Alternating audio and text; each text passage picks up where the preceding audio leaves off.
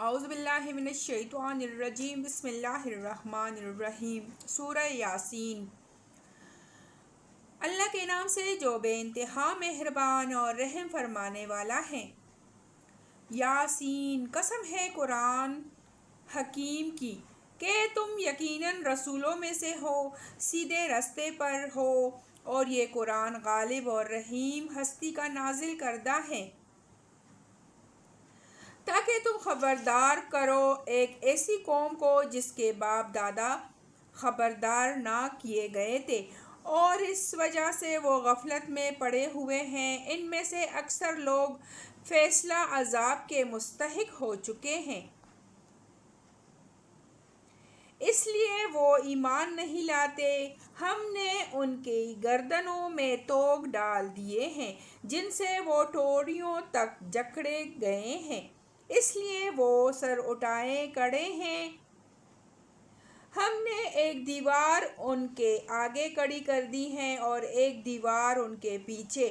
ہم نے انہیں ڈھانک دیا ہے، انہیں اب کچھ نہیں سوچتا۔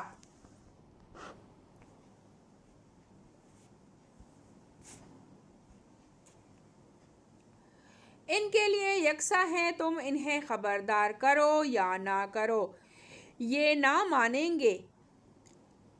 تم تو اسی شخص کو خبردار کر سکتے ہو جو نصیحت کی پیروی کرے اور بے دیکھے خدائے رحمان سے ڈرے، اسے مغفرت اور اجر کریم کی بشارت دے دو۔ ہم یقیناً ایک روز مردوں کو زندہ کرنے والے ہیں، جو کچھ افعال انہوں نے کیے ہیں وہ سب ہم لکھتے جا رہے ہیں، اور جو کچھ آثار انہوں نے پیچھے چھوڑے ہیں وہ بھی ہم ثبت کر رہے ہیں۔ ہر چیز کو ہم نے ایک کھلی کتاب میں درج کر رکھا ہے۔ انہیں مثال کے طور پر اس بستی والوں کا قصہ سناؤ جب کہ اس میں رسول آئے تھے۔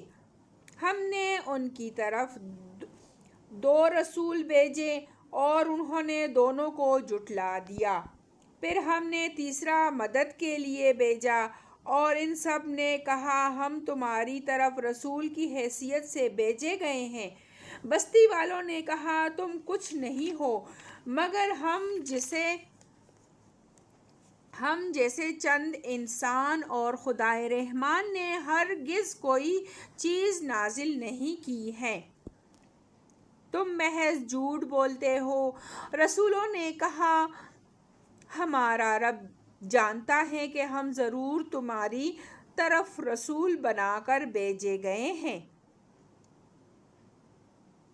اور ہم پر صاف صاف پیغام پہنچا دینے کے سوا کوئی ذمہ داری نہیں ہے۔ بستی والے کہنے لگے ہم تو تمہیں اپنے لیے فعال بد سمجھتے ہیں، اگر تم باز نہ آئے تو ہم تم کو سنگسار کر دیں گے اور ہم سے تم بڑی دردناک سزا پاؤ گے۔ رسولوں نے جواب دیا تمہاری فعال بد تو تمہارے اپنے ساتھ لگی ہوئی ہے، کیا یہ باتیں تم اس لیے کرتے ہو کہ تمہیں نصیحت کی گئی؟ اصل بات یہ ہے کہ تم حد سے گزرے ہوئے لوگ ہو۔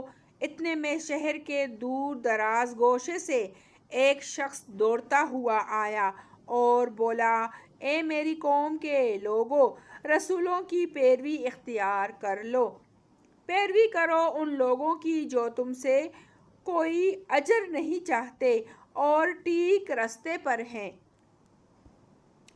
آخر کیوں نہ میں اس ہستی کی بندگی کروں جس نے مجھے پیدا کیا ہے اور جس کی طرف تم سب کو پلٹ کر جانا ہے؟ کیا میں اسے چھوڑ کر دوسرے معبود بنا لوں؟ حالانکہ اگر خدائے رحمان مجھے کوئی نقصان پہنچانا چاہے تو نہ ان کی شفاعت میری کسی کام آ سکتی ہے اور نہ وہ مجھے چھڑا ہی سکتی ہے۔ اگر میں ایسا کروں تو میں صریح گمراہی میں مبتلا ہو جاؤں گا۔ میں تو تمہارے رب پر ایمان لے آیا، تم بھی میری بات مان لو۔ آخر کار ان لوگوں نے اسے قتل کر دیا اور اس شخص سے کہہ دیا گیا کہ داخل ہو جا جنت میں۔ اس نے کہا کاش میری قوم کو یہ معلوم ہوتا کہ میرے رب نے کس چیز کی بدولت میری مغفرت فرما دی اور مجھے باعزت لوگوں میں داخل فرمایا۔ اس کے بعد اس کی قوم پر ہم نے آسمان سے کوئی لشکر نہیں اتارا، ہمیں لشکر بھیجنے کی کوئی حاجت نہ تھی۔ بس ایک دھماکہ ہوا اور یکایک وہ سب بجھ کر رہ گئے۔ افسوس بندوں کے حال پر، جو رسول بھی ان کے پاس آیا اس کا وہ مذاق ہی اڑاتے رہے۔ کیا انہوں نے دیکھا نہیں کہ ان سے پہلے کتنی ہی قوموں کو ہم ہلاک کر چکے ہیں، اور اس کے بعد وہ پھر کبھی ان کی طرف پلٹ کر نہ آئے۔ ان سب کو ایک روز ہمارے سامنے حاضر کیا جانا ہے۔ ان لوگوں کے لیے بے جان زمین ایک نشانی ہے۔ ہم نے اس کو زندگی بخشی اور اس سے غلہ نکالا جسے یہ کھاتے ہیں۔ ہم نے اس میں کھجوروں اور انگوروں کے باغ پیدا کیے اور اس کے اندر سے چشمے پھوڑ نکالے تاکہ یہ اس کے پھل کھائیں۔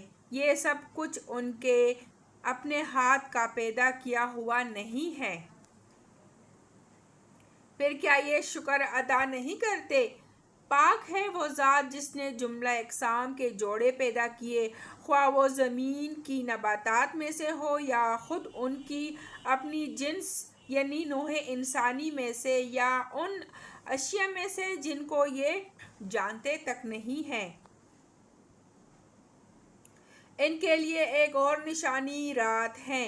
ہم اس کے اوپر سے دن ہٹا دیتے ہیں تو ان پر اندھیرا چھا جاتا ہے اور سورج وہ اپنے ٹھکانے کی طرف چلا جا رہا ہے۔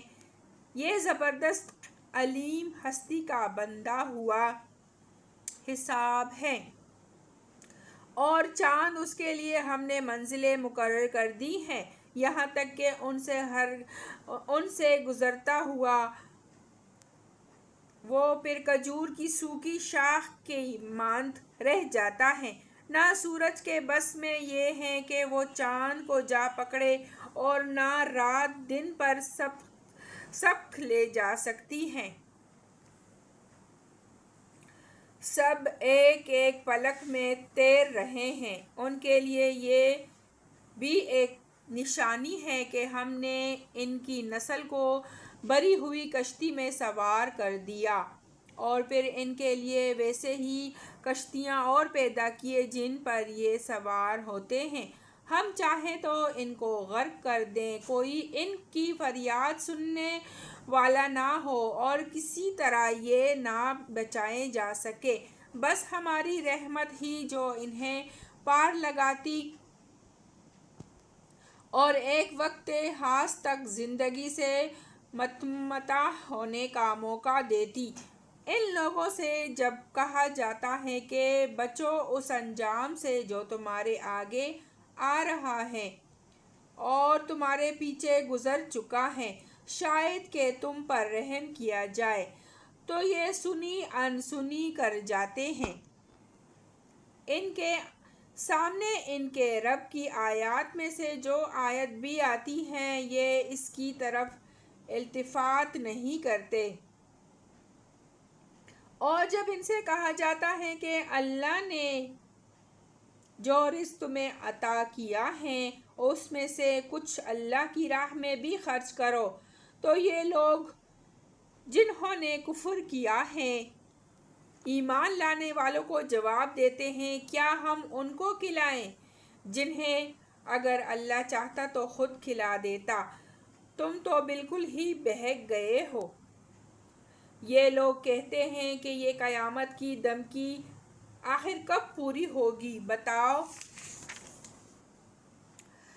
اگر تم سچے ہو۔ دراصل یہ جس چیز کی راہ تک رہے ہیں وہ بس ایک دھماکہ ہے جو یکایک انہیں اس حالت میں دھر لے گا جب یہ اپنی دنیاوی معاملات میں جگڑ رہے ہوں گے، اور اس وقت یہ وصیت تک نہ کر سکیں گے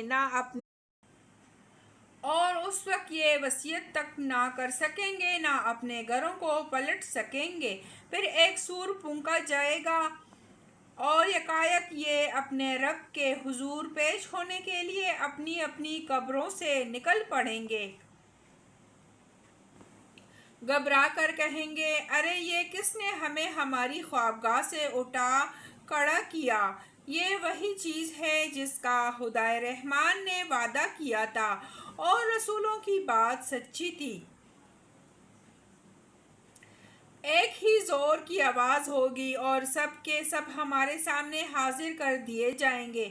آج کسی پر ذرا برابر ظلم نہ کیا جائے گا اور تمہیں ویسا ہی بدلہ دیا جائے گا جیسے تم عمل کرتے رہے تھے۔ آج جنتی لوگ مزے کرنے میں مشغول ہیں اور وہ اور ان کی بیویاں گھنے سایوں میں ہیں، مسندوں پر تکیے لگائے ہوئے۔ ہر قسم کی لذیذ چیزیں کھانے پینے کو ان کے لیے وہاں موجود ہیں، جو کچھ وہ طلب کریں ان کے لیے حاضر ہیں۔ رب رحیم کی طرف سے ان کو سلام کہا گیا ہے۔ اور اے مجرمو، آج تم چٹ کر الگ ہو جاؤ۔ آدم کے بچوں، کیا میں نے تم کو ہدایت نہ کی تھی کہ شیطان کی بندگی نہ کرو؟ وہ تمہارا کھلا دشمن ہے اور میری ہی بندگی کرو، یہ سیدھا راستہ ہے۔ مگر اس کے باوجود اس نے تم میں سے ایک گروہ کثیر کو گمراہ کر دیا۔ کیا تم عقل نہیں رکھتے تھے؟ یہ وہی جہنم ہے جس سے تم کو ڈرایا جاتا رہا تھا۔ جو کفر تم دنیا میں کرتے رہے ہو، اس کی پاداش میں اب اس کا ایندھن بنو۔ آج ہم ان کے منہ بند کیے دیتے ہیں، ان کے ہاتھ ہم سے بولیں گے اور ان کے پاؤں گواہی دیں گے کہ یہ دنیا میں کیا کمائی کرتے رہے ہیں۔ ہم چاہیں تو ان کی آنکھیں مون دیں، پھر یہ راستے کی طرف لپک کر دیکھیں، کہاں سے انہیں راستہ سجائی دے گا۔ ہم چاہیں تو انہیں ان کی جگہ ہی پر اس طرح مسخ کر کے رکھ دے کہ یہ نہ آگے چل سکے نہ پیچھے پلٹ سکے۔ جس شخص کو ہم لمبی عمر دیتے ہیں، اس کی ساخت کو ہم الٹ ہی دیتے ہیں۔ کیا یہ حالات دیکھ کر انہیں عقل نہیں آتی؟ ہم نے اس نبی صلی اللہ علیہ وآلہ وسلم کو شعر نہیں سکھایا اور نہ شاعری اس کو زیب ہی دیتی ہے۔ یہ تو ایک نصیحت ہے اور صاف پڑھی جانے والی کتاب، تاکہ وہ ہر اس شخص کو خبردار کر دے جو زندہ ہو اور انکار کرنے والوں پر حجت قائم ہو جائے۔ کیا یہ لوگ دیکھتے نہیں ہیں کہ ہم نے اپنے ہاتھوں کی بنائی ہوئی چیزوں میں سے ان کے لیے مویشی پیدا کیے ہیں اور اب یہ ان کے مالک ہیں؟ ہم نے انہیں اس طرح ان کے بس میں کر دیا ہے کہ ان میں سے کسی پر یہ سوار ہوتے ہیں، کسی کا یہ گوشت کھاتے ہیں، اور ان کے اندر ان کے لیے طرح طرح کے فوائد اور مشروبات ہیں۔ پھر کیا یہ شکر گزار نہیں ہوتے؟ یہ سب کچھ ہوتے ہوئے انہوں نے اللہ کے سوا دوسرے خدا بنا لیے ہیں اور یہ امید رکھتے ہیں کہ ان کی مدد کی جائے گی۔ وہ ان کی کوئی مدد نہیں کر سکتے، بلکہ یہ لوگ الٹے ان کے لیے حاضر باش لشکر بنے ہوئے ہیں۔ اچھا، جو باتیں یہ بنا رہے ہیں وہ تمہیں رنجیدہ نہ کریں۔ ان کی چھپی اور کھلی سب باتوں کو ہم جانتے ہیں۔ کیا انسان دیکھتا نہیں ہے کہ ہم نے اسے نطفے سے پیدا کیا اور پھر وہ سری جھگڑالو بن کر کھڑا ہو گیا؟ اب وہ ہم پر مثالیں چسپاں کرتا ہے اور اپنی پیدائش کو بھول جاتا ہے۔ کہتا ہے، کون ان ہڈیوں کو زندہ کرے گا؟ یہ بوسیدہ ہو چکی ہو۔ اس سے کہو انہیں وہی زندہ کرے گا جس نے پہلے انہیں پیدا کیا تھا، اور وہ تخلیق کا ہر کام جانتا ہے۔ وہی جس نے تمہارے لیے ہرے بھرے درخت سے آگ پیدا کر دی اور تم ان سے اپنے چولہے روشن کرتے ہو۔ کیا وہ جس نے آسمانوں اور زمین کو پیدا کیا اس پر قادر نہیں ہے کہ ان جیسوں کو پیدا کر سکے؟ کیوں نہیں، جبکہ وہ ماہر خلاق ہے۔ وہ تو جب کسی چیز کا ارادہ کرتا ہے تو اس کا کام بس یہ ہے کہ اسے حکم دے کہ ہو جا، اور وہ ہو جاتی ہے۔ پاک ہے وہ جس کے ہاتھ میں ہر چیز کا مکمل اقتدار ہے، اور اسی کی طرف تم پلٹائے جانے والے ہو۔ صدق اللہ العظیم۔